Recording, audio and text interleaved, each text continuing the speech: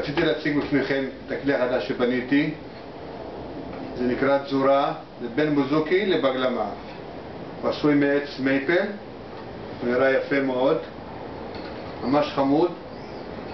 פשוט צריכים לחכות כמה חודשים שהדבק יתייבש, העץ יתייבש, ואז נקבל צליל יותר יפה.